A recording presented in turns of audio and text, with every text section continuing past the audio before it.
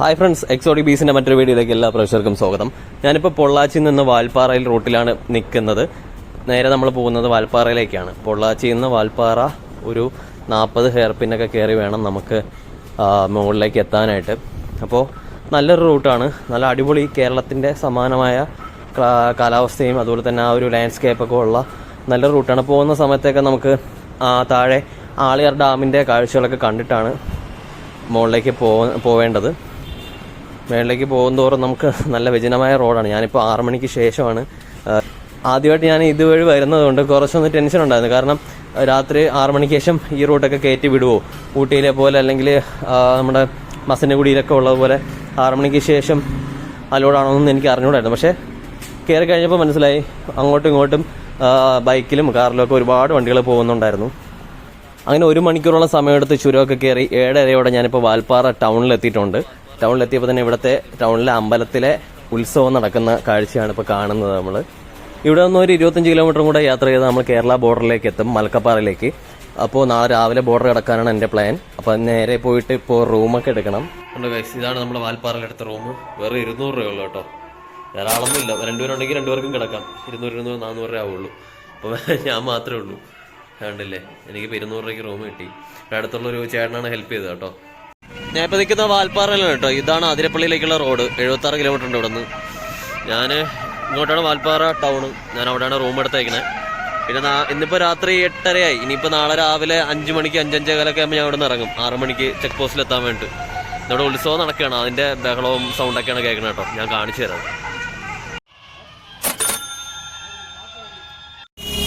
ഞാനിപ്പോൾ നിൽക്കുന്ന വാൽപ്പാറ ടൗണിലാണ് കേട്ടോ. ഇവിടെ നിന്ന് ഉത്സവത്തിൻ്റെ ആ ഒരു തിരക്കും കാര്യങ്ങളൊക്കെ ആയിട്ട് നല്ല രസമുണ്ട് കേട്ടോ. കാരണം സാറിന് ഇങ്ങനത്തെ ഒരു ടൗണിൽ ഇതുപോലെ തിരക്കും കാര്യങ്ങളൊന്നും വരുന്നതല്ല. പക്ഷേ ഇന്നിങ്ങനെ ഒരു ഉത്സവം ആയതുകൊണ്ട് നല്ലൊരു വൈബാണ് ഇവിടെ. നല്ല തിരക്കും കാര്യങ്ങളൊക്കെ ഉണ്ട്. വലിയ തണുപ്പൊന്നുമില്ല. ഊട്ടിയിലൊന്നും നമ്മൾ കണ്ട പോലെ വൈകുന്നേരം ആയിക്കഴിഞ്ഞാൽ തണുപ്പുള്ള ഒരു കാലാവസ്ഥയൊന്നുമല്ല ഇവിടെ. ചെറിയ തണുപ്പുണ്ട്. നമ്മൾ വണ്ടി പോകുമ്പോഴേ അറിയുള്ളൂ. നടക്കുമ്പോൾ ഒരു തണുപ്പ് തോന്നുന്നില്ല കേട്ടോ, നമ്മുടെ നാട്ടിലെ പോലെ തന്നെ. പക്ഷേ അതിരാവിലെയൊക്കെ നല്ല തണുപ്പായിരിക്കും എന്ന് പറയുന്നുണ്ട്. നമുക്ക് നാളെ രാവിലെ ഒരു 5 മണിയാകുമ്പോൾ എഴുന്നേറ്റ് പോകണം.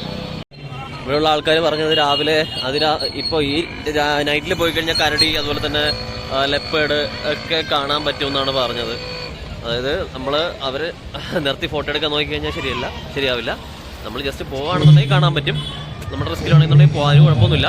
ഇവിടെയുള്ള നേറ്റീവ്സൊക്കെ സ്ഥിരം കാണുന്നതാണ്. പക്ഷേ രാവിലെ പോയി കഴിഞ്ഞാൽ ആനയെ മാത്രമേ കാണാനുള്ള ചാൻസ് ഉള്ളൂ എന്നാണ് പറയുന്നത്. ഇപ്പം ഞാൻ നിൽക്കുന്നത് ഇവിടുത്തെ അമ്പലത്തിൻ്റെ മുമ്പിലാണ്. ഉണ്ടോ, ഇവിടെ ഇപ്പോൾ കരകാട്ടം നടക്കുന്നുണ്ട്. ഞാൻ ജസ്റ്റ് ഒന്ന് നോക്കിയിട്ട് വരാം.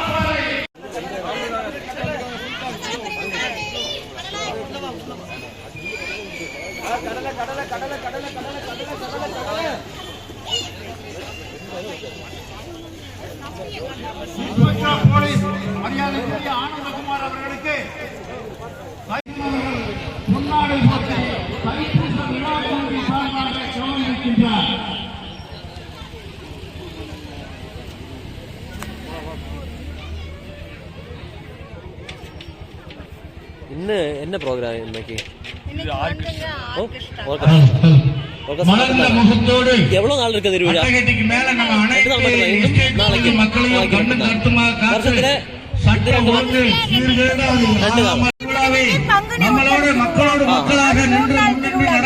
நான் வந்து கேரளா திருவனந்தபுரம் தெரியுமா? ஃபர்ஸ்ட் டைம் இங்க வரேன். தைப்பூச பிரியனுக்கு வள்ளி தெய்வானை அம்மாவுக்கு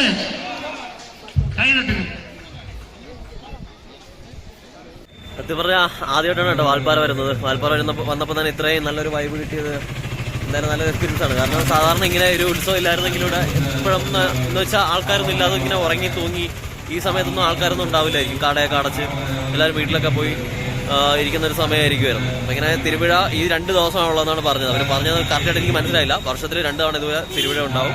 ഇതങ്ങനെ ഒരു സീസൺ സമയമാണ്. ഇന്നും നാളെ 2 ദിവസമാണ്. പിന്നെ കരകാട്ടമൊക്കെ ഉണ്ടെന്നൊക്കെ പറയുന്നുണ്ട്.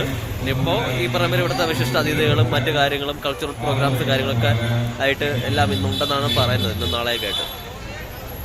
ഓക്കെ, അപ്പോൾ എന്തായാലും നമ്മൾ ഇവിടുത്തെ കാഴ്ചകൾ ജസ്റ്റ് കണ്ടുപോകുന്നേ ഉള്ളൂ. ചെറിയൊരു ടൗൺ ആണല്ലോ. വാൽപ്പാറയിൽ ഞാൻ വന്നിറങ്ങിയ സമയത്ത് തന്നെ കുറച്ച് പയ്യന്മാരൊക്കെ കണ്ടു. അപ്പോൾ അവരോടൊക്കെ ഞാൻ കാര്യമായിട്ട് ചോദിച്ചു, ഇവിടെ വാൽപ്പാറയിൽ ക്യാമ്പ് അടിച്ച്, അതായത് ടെൻ്റ് അടിച്ച് താമസിക്കാൻ പറ്റുന്ന സ്ഥലം വല്ലതും ഉണ്ടോ എന്ന്. പക്ഷേ കാടിൻ്റെ അടുത്തായതുകൊണ്ട് ടെൻ്റൊന്നും അലോഡല്ല. അതിരാവിലെയൊക്കെ നല്ല തണുപ്പും ഉണ്ടാവും. അതുപോലെ തന്നെ മൃഗങ്ങളൊക്കെ എവിടെയൊക്കെ ഇറങ്ങി നടക്കുമെന്നും നമുക്ക് പറയാനും പറ്റില്ല. സോ ആ ടെൻ്റടി ഞാൻ അവിടെ ഉപേക്ഷിച്ചു.